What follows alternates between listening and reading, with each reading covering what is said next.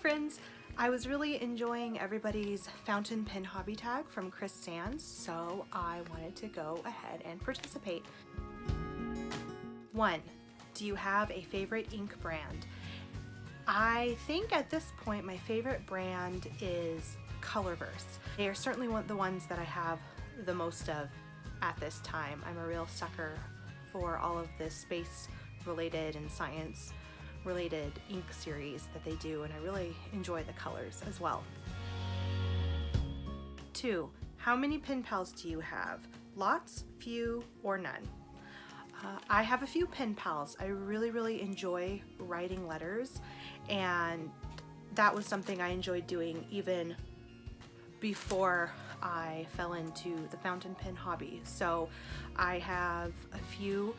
My longest lasting one, aside from friends from like college and high school and all of that, I got matched with through International Geek Girl Pen Pals. That's a really great organization for matching women to other women of all age ranges for friendship and pen pals. So I've been writing her for about 4 years now, and I would consider her a very dear friend. So, and then I have a few other ones through like some fountain pen groups and just friend connections online. So it's something I really enjoy. So I have a few. 3. Are you all done buying fountain pens? And that is a no. I am still very new to the hobby, and even though I seem to have accumulated quite a few quickly, I really doubt that I'm done.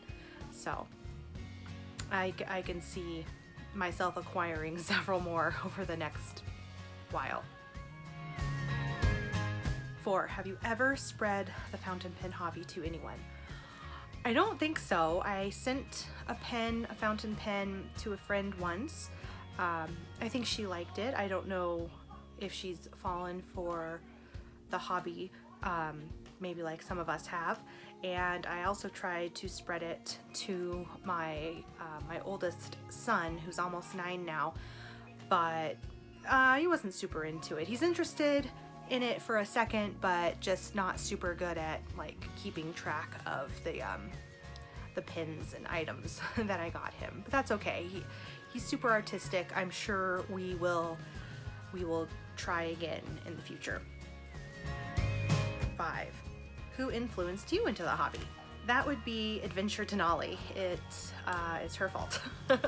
I was originally looking on YouTube for videos related to like bullet journaling, what is bullet journaling, how to bullet journal, and one of her videos came up on journaling, but specifically like traveler's notebooks. And so first she sucked me down into that hole, like the Chic Sparrow traveler's notebook hole. So that's also her fault.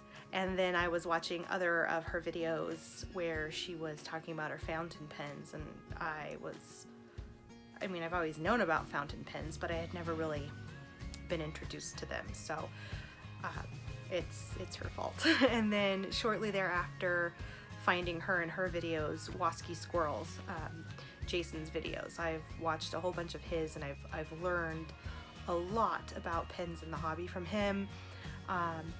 So between those two, they really got me into this hobby.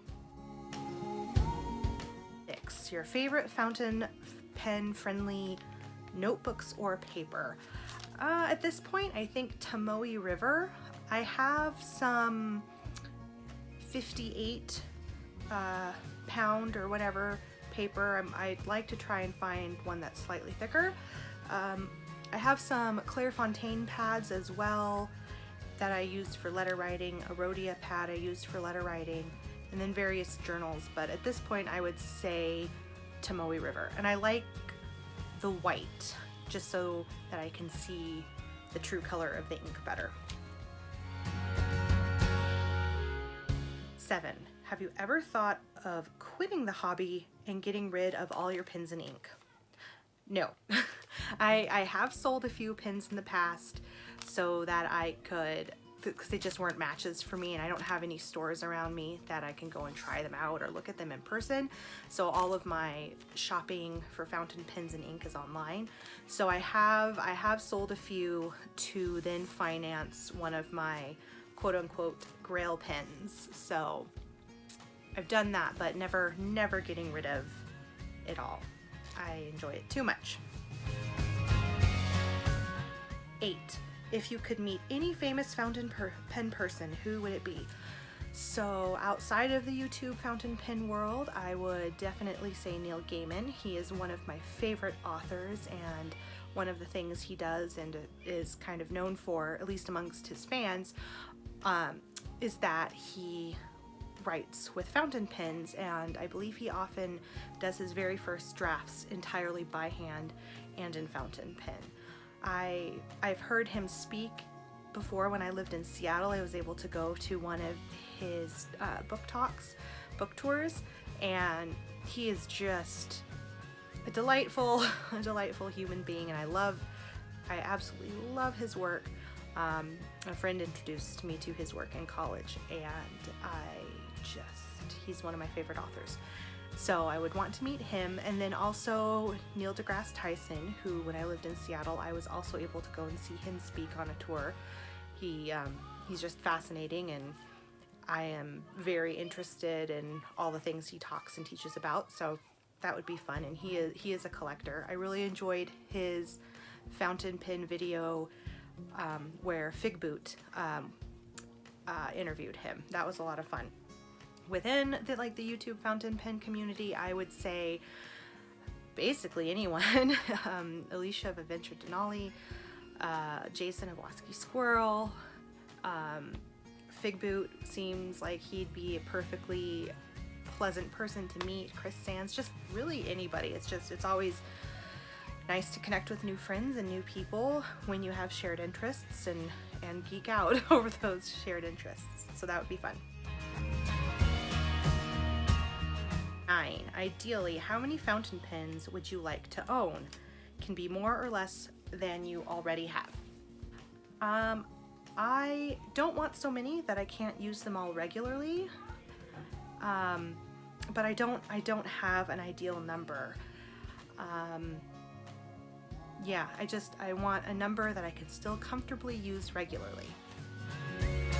10. Favorite pen cases or sleeves? So far, I really love my Gaiman leather cases. I have their specifically Kaweco case that holds 14 Kaweco or Kaweco sized pins, and I still have a few open slots left. Not too many. I kind of went down the Kaweco hole this last year as a collectible pin. There was just so many colors I loved.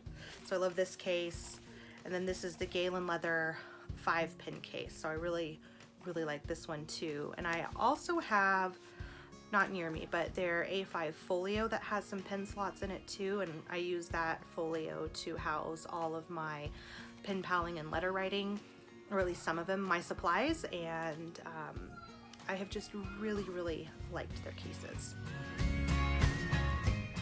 11. If you could go to any pen show in the world, which one would it be? In the States, I would really love to go to the DC Super Show. I haven't been to DC since I was preteen? In my teens? I don't know. It's been a really long time, and I love the DC area. I'd really like to go to all the museums, go to the pen show, and just have a whole nerdy vacation in that area, going to all the museums and everything. Oh, and then if I could go to an international show, I think I'd really like to go to the London show. I'm pretty sure there's a London show. I love London. I would love to go back someday, and I have friends who live in England, so that would be a perfect opportunity to visit, to sightsee, to check out a show, and just have a good time. 12. How much space do you dedicate to the hobby? I have an office. I'm in my kind of office craft room library space, and it's just integrated into this room, into this space. I have my journals and pen cases kind of stashed around my desk as I'm using them. I have a, I got it off of eBay, but one of those cases with a clasp that has like the top that's clear, you see through, and the drawer you pull out on the second level. I have one of those that holds most of my pens, and then I'll move them around and put them in different pen cases. But those are just all things out and around my room. I have some spice racks mounted to the wall, one above my desk and then another over an art cart that holds ink. So they're just kind of integrated into my room everywhere. So I guess we could say I dedicate a room to them. Thank you so much for watching. That was really, really fun to do. I enjoy tags like these. It's always fun to get to know more about people and the people that influence you in the hobby and everything. So thank you for watching, and bye.